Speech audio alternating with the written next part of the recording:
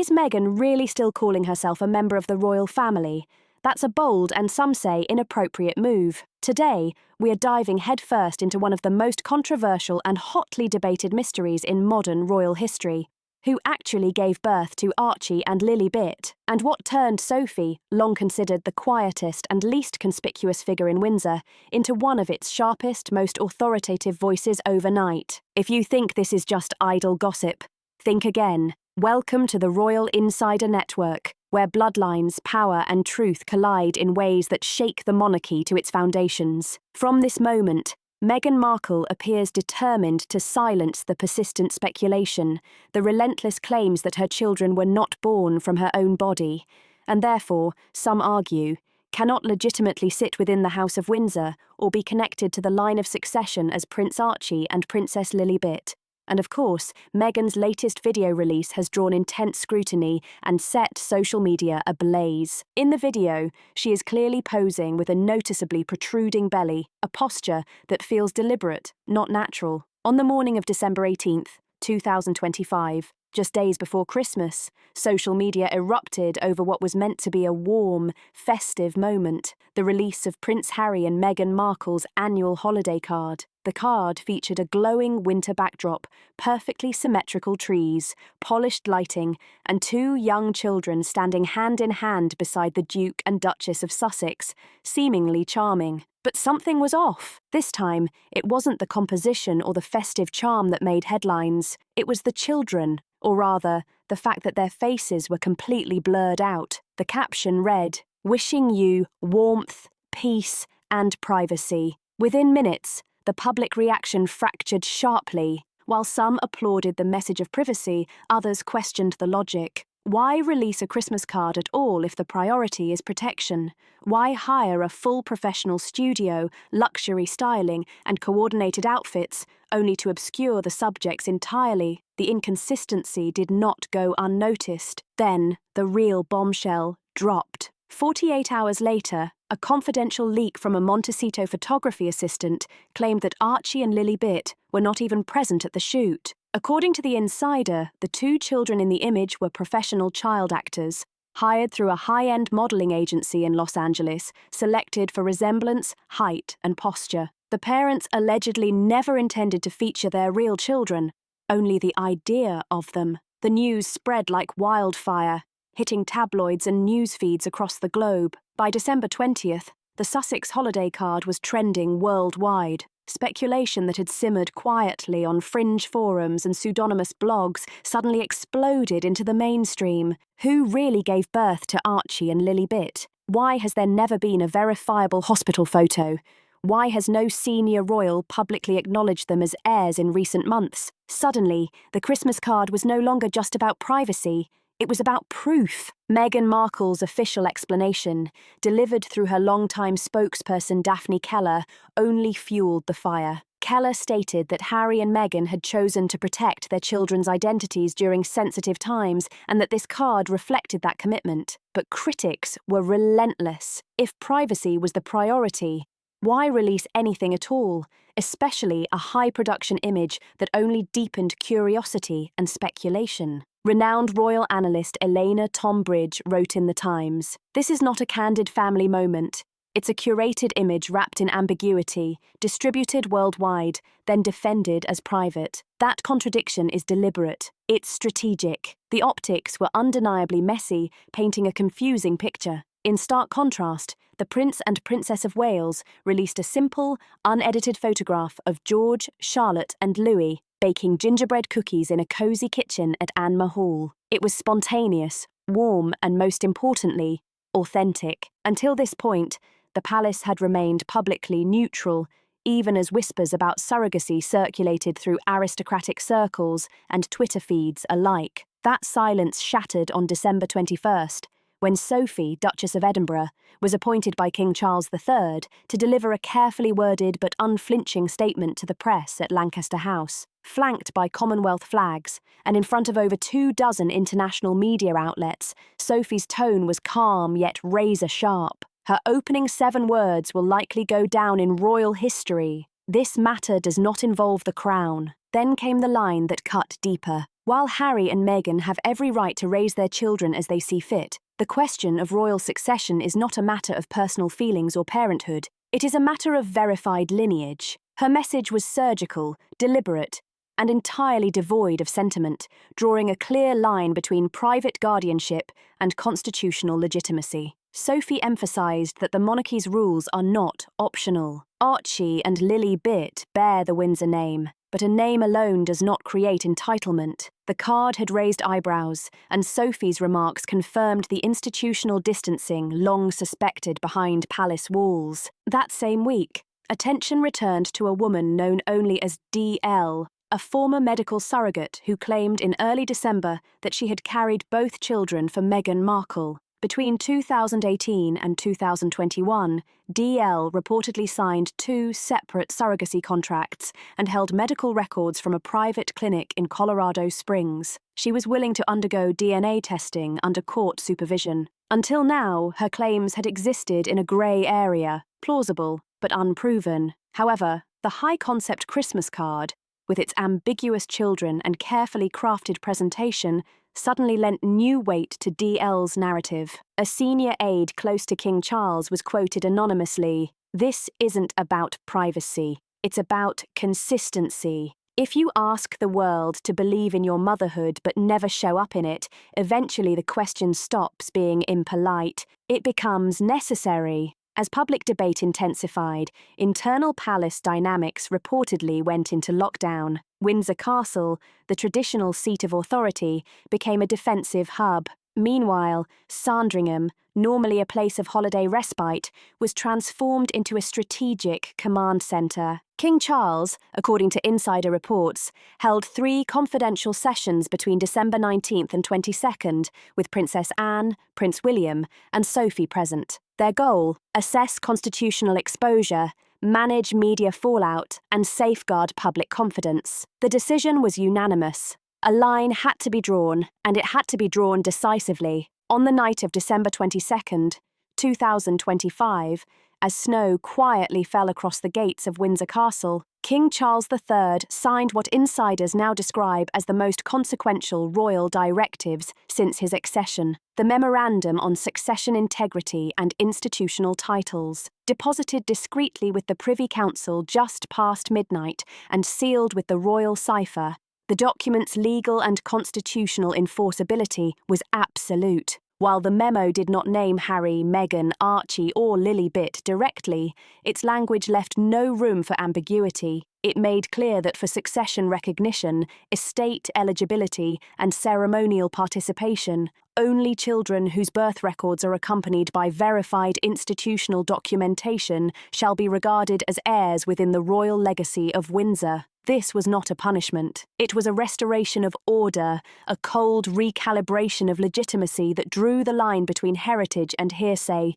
and nothing more, nothing less. The memorandum's publication came less than 72 hours after the Sussex Christmas card ignited worldwide speculation, and just 1 day after Duchess Sophie's landmark statement. Together, they forced an institutional response that effectively locked the gates of succession to anyone whose origins remained unclear, disputed, or shrouded in mystery. Sources inside Buckingham Palace confirmed that the primary architect behind the memorandum was not King Charles alone. The driving force was Princess Anne, the ever-pragmatic, unsentimental custodian of royal continuity. According to aides, Anne reportedly told her brother during a private walk at Highgrove House, "This isn't about appearances, it's about foundations. The monarchy survives only if it never wavers, only if bloodlines remain beyond question." Anne has never commented publicly on the Sussex children, yet her influence behind the scenes has quietly grown over the years. In a rare moment of consensus, both she and Prince William fully endorsed the red-inked clarification, urging Charles to act before the holiday address, not after. William, insiders say, had reached his limit. To him, the Christmas card was more than misjudged optics. It was an affront to the Crown's integrity, a betrayal of the family's long-held tradition of silent patience. "We upheld silence out of respect," William reportedly told a senior aide. but silence was being weaponized against us within palace corridors. The decision to appoint Sophie, Duchess of Edinburgh, as the monarchy's official voice wasn't made lightly. Known for her grace, loyalty, and first-hand experience with motherhood, Sophie had always remained under the radar. That quiet, measured strength was exactly what the monarchy needed, especially in stark contrast to the theatrical production unfolding in California. Sophie's past gave her undeniable credibility. Her first child, Lady Louise,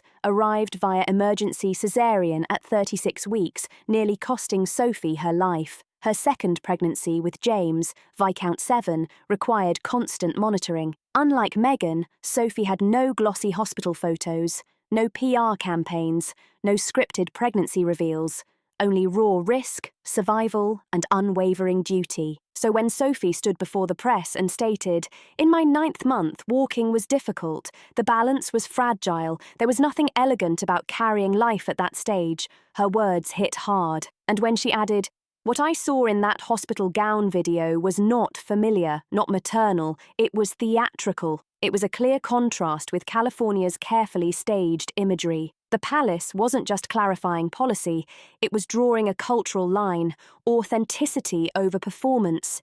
The effects of the memo were immediate. On December 23rd, the official Royal UK website quietly moved Archie and Lilibet's profiles from the members of the royal family section to extended family. Stripped of titles, rank and precedence, their position was recalibrated. The order of precedence and internal ceremonial hierarchy, updated annually, was revised the same afternoon. Neither Archie nor Lilibet appeared anywhere in the 2026 succession line or event planning matrix. Even King Charles's pre-recorded Christmas Day speech, completed 2 weeks earlier, was subtly re-edited. Mentions of "our grandchildren" were removed. No reference, direct or implied, was made to the Sussex branch. It was surgical. A palace official remarked, "Not cruel, not angry, just final." On the morning of December 24th, 2025, Meghan Markle was photographed leaving a Santa Barbara yoga studio, dressed in crisp white, holding a worn copy of Women Who Run with the Wolves and wearing gold earrings. The image circulated widely across celebrity outlets, seen by many as a deliberate rebuttal to the surge of public questioning her motherhood. For palace insiders and commentators, the gesture felt calculated, not comforting. She was projecting an archetype, not addressing facts. One former royal PR advisor told The Telegraph, "She is styling a symbolic mother, not responding with substance." The problem is, the monarchy had just reaffirmed a fundamental truth. Titles aren't awarded to symbols, they are awarded to reality. That reality, or at least the threat of it, was gaining momentum in Geneva, where DL, the anonymous surrogate, had retained a legal team under strict Swiss privacy protections. In a televised interview on RTS channel, DL said calmly, "I have nothing to hide. I did not seek this attention. I was silenced. Now I'm simply putting the truth back on the table." At Arch HQ, panic reportedly set in. Leaked emails from Montecito staff revealed that 2 pre-recorded podcast episodes were pulled before release, and a Netflix docu-series titled Roots and Roses, initially slated for February 2026, was placed on indefinite hold. The docu-series, centered on Meghan's journey through motherhood, included never-before-seen footage, voiceover diaries, and stylized reenactments. But legal advisors warned that any content portraying Meghan physically pregnant could become evidentiary in court. What began as a story of privacy and empowerment now careened toward allegations of fraud. Even more revealing was the quiet revision of the Arch HQ Foundation website. On December 22nd, a key sentence disappeared. "They are the proud parents of Prince Archie and Princess Lily, Bit of Sussex."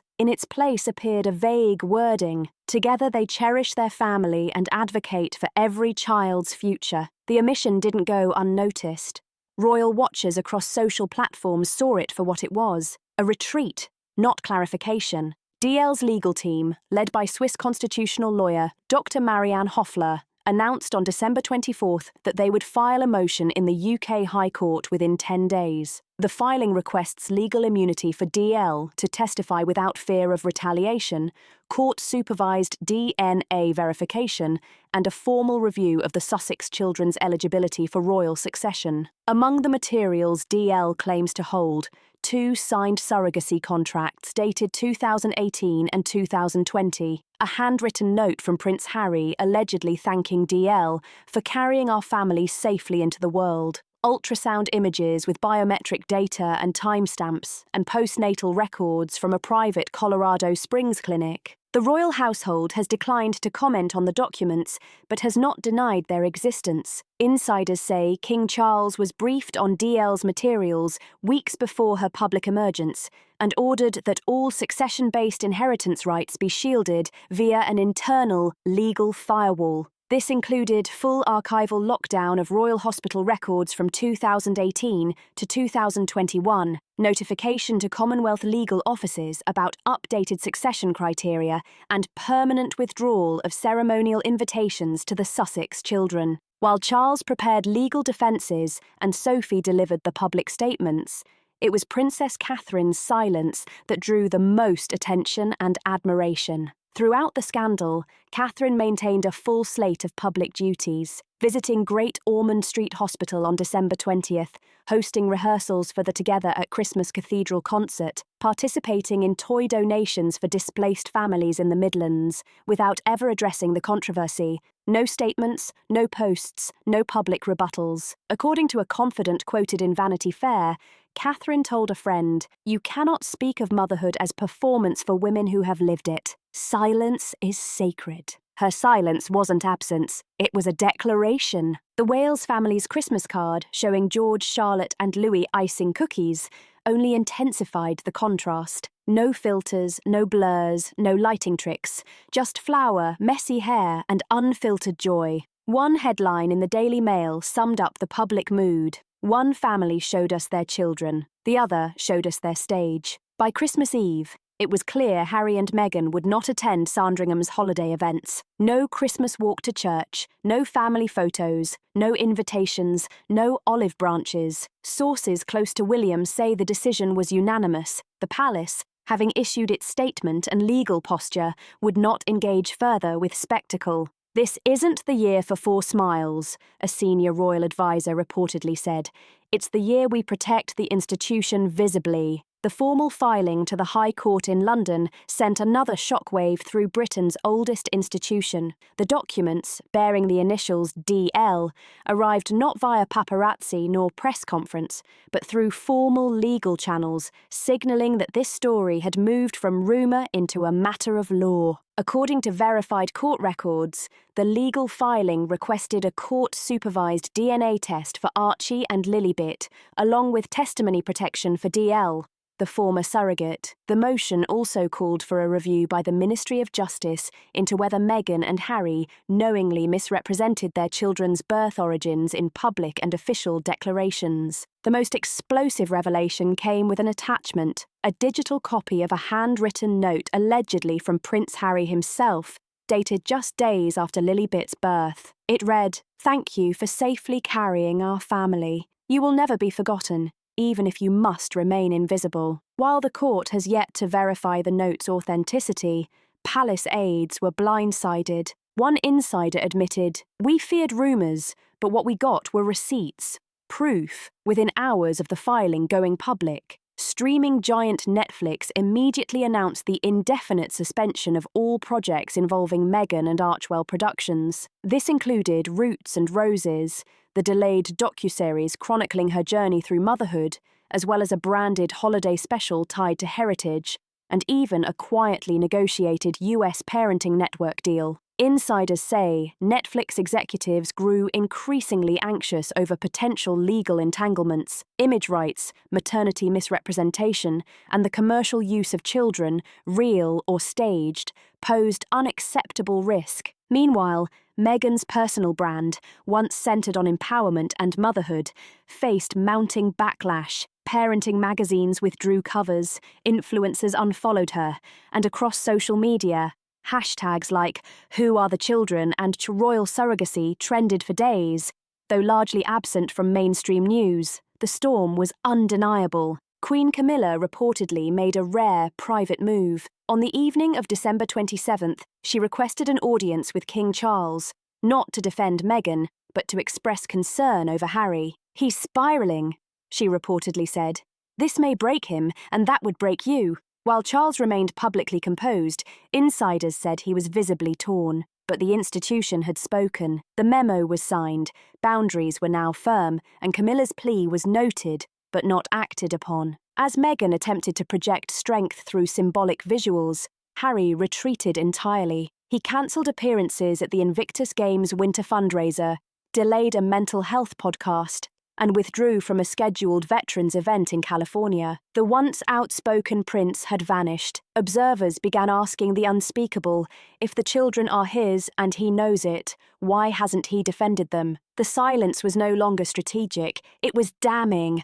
An internal review by Palace Intelligence and Communication Services, a discreet branch enforcing royal protocol, completed its investigation into the Sussex Christmas card. Their conclusion, delivered in a classified briefing at Windsor Castle, attended by King Charles, Prince William, Princess Anne, and Duchess Sophie, was devastating. The children featured in the card were not Archie Harrison or Lilibet. They were professional child actors. The report included agency contracts, model release forms, and digital metadata linking the shoot to a private studio in Burbank, California. The children's faces had been digitally blurred, not to protect privacy, but to obscure identity. The palace reaction was instant and visceral. "We suspected it," one senior courtier admitted, but to see confirmation that they staged their own children, that was the moment the dam broke. Prince William reportedly reacted with cold fury. "This isn't a media misjudgment. It's impersonation. It's weaponized parenthood." King Charles immediately convened an unscheduled meeting with his Lord Chancellor, the Chief of the Privy Council, and 2 constitutional historians. The goal: finalise and deposit an official succession record, updated in light of DL's claims and the Christmas card fabrication. The outcome was an addendum to the Memorandum on Succession Integrity and Institutional Titles, signed by the King in Windsor's Crimson Drawing Room and quietly archived in both London and Edinburgh. Its language was direct and uncompromising. No individual presented publicly or officially under disputed biological origins shall be entitled to ceremonial inclusion, sovereign benefits, or protected royal status. Though names were again omitted, the implication was devastatingly clear. By New Year's Day, Archie and Lilibet's titles were officially retired across internal correspondence, court circulars, ceremonial briefings, and digital records. They were now simply listed as children of the Duke and Duchess of Sussex, non-title, non-ceremonial. The monarchy had turned the page, and London prepared for its New Year's Eve fireworks. Duchess Sophie of Edinburgh made an unannounced appearance on the BBC's Royal Outlook special broadcast. It was not pre-promoted, not expected, and it changed everything. Sitting across from interviewer Jonathan Reeve, Sophie appeared calm but resolute. She wore no tiara, no brooch, just a navy dress and the Windsor pearl earrings once worn by Queen Elizabeth herself. "You spoke on behalf of the Crown earlier this month," Reeve began. "Why speak again now?" Sophie didn't flinch. "Clarity," she implied, "is not cruelty." "It's my responsibility," she stated firmly. She confirmed for the first time publicly that the children seen in the Sussex Christmas card were not recognised by the institution. "As authentic representations of Archie and Lilibet, we cannot dignify performance when truth is what the monarchy is built on." When asked if Meghan's intentions were malicious, Sophie offered a piercing distinction. "There's a difference between storytelling and deception. One is art, the other seeks power without earning it." Then came the line that would be quoted across the Commonwealth and beyond: "Motherhood is not a costume, and legacy is not a filter." As Sophie's words aired, Princess Catherine was seen attending a private candlelit vigil at St Mary Magdalene Church in Sandringham, joined by her children and Prince William. She made no statements, issued no commentary. She didn't need to. Her silence spoke volumes. Public reaction exploded online. Thousands of women across the UK and Canada posted pictures of themselves holding children, captioned #CarriedTruth, a hashtag that trended for 36 hours. In contrast, Meghan's team released a short legal statement. "We will not respond to defamatory speculation rooted in institutional politics." But the words arrived too late, with too little force, and could not regain the ground lost. Montecito insiders described a household now in disarray, scrambling to respond to what had become a full-blown constitutional crisis. Meghan reportedly insisted on fighting back with a high-profile interview. Harry refused. Tension between them had reached a breaking point. They were turning on each other. A former Archwell advisor revealed this wasn't just about parenting, it was about power. And in that struggle, Harry had lost both. He is said to have cancelled his planned return to the UK in January, citing security concerns. But palace aides confirmed no invitation was ever extended. The British monarchy had drawn its lines, not in sand, but in stone. The case continues in court. The Sussex children's titles remain erased. Meghan's motherhood brand has collapsed under the weight of verification. Meanwhile, Sophie has emerged as the monarchy's moral compass, balancing strength and sorrow with precise authority. Catherine remains the quiet standard, the living contrast to performance. And Harry, he stands alone, a prince without a path, surrounded by the consequences of his own silence. On the evening of January 1st, 2026, King Charles III appeared in a solemn, pre-recorded New Year's broadcast from the Crimson Drawing Room of Windsor Castle, the first in years. There were no traditional royal portraits behind him. Instead, a single unlit candle stood beside a stack of archival leather-bound documents symbolizing memory, loss, and legacy. His voice was composed but marked with strain, opening with familiar themes of service, resilience, and national unity. But midway through, the tone sharpened. "We enter this year not only as heirs to tradition, but as guardians of its integrity." Then came the line already being etched into global headlines. "In our family, as in any nation, truth is not inherited. It is earned, upheld, and made visible by those who live it." Without naming Meghan, Harry, Archie, or Lilibet, Charles spoke volumes. He didn't attack. He didn't make excuses. He clarified. It was the final statement, not of rejection, but of restoration. Just hours earlier, DL's legal team in London confirmed receipt of initial scheduling from the High Court. DNA verification proceedings are set to begin on February 12th, 2026. Oversight will be handled by a neutral third-party lab appointed by the Ministry of Justice. Meghan and Harry will have the opportunity to voluntarily submit samples, but are not required to testify unless formally summoned. However, DL herself has formally waived anonymity for the court phase. In a brief recorded message released on January 1st, she stated, "I never asked to be remembered. I will no longer allow myself to be erased. What was made invisible was real, and now it will be recognized." Her voice was steady. Her eyes did not blink. She ended with a line that echoed Sophie's words weeks earlier. "Motherhood isn't something you hire, it's something you survive." Internally, palace aides describe a palpable shift toward closure, though the legal fallout will continue. The institution has no intention of re-engaging with public statements, rebuttals, or interviews. The Crown has spoken. One senior advisor told The Times, "Everything else is theatre." Princess Catherine and Prince William resumed engagements in Northumberland, visiting a rural school to launch the Early Foundation's 2030 initiative. No comments were made regarding the Sussex scandal, but Catherine's symbolic brooch, a small gold cradle, was interpreted by some as a subtle tribute to true motherhood, without spectacle. Sophie, now regarded across the media as the monarchy's most trusted voice, has returned to private duties. She has declined all interviews since the BBC special, but behind palace gates, her stature has quietly risen to that of a moral elder, a title unspoken but unshakable. What remains in the wake of this royal firestorm is a sobering recalibration. Titles are no longer assumed.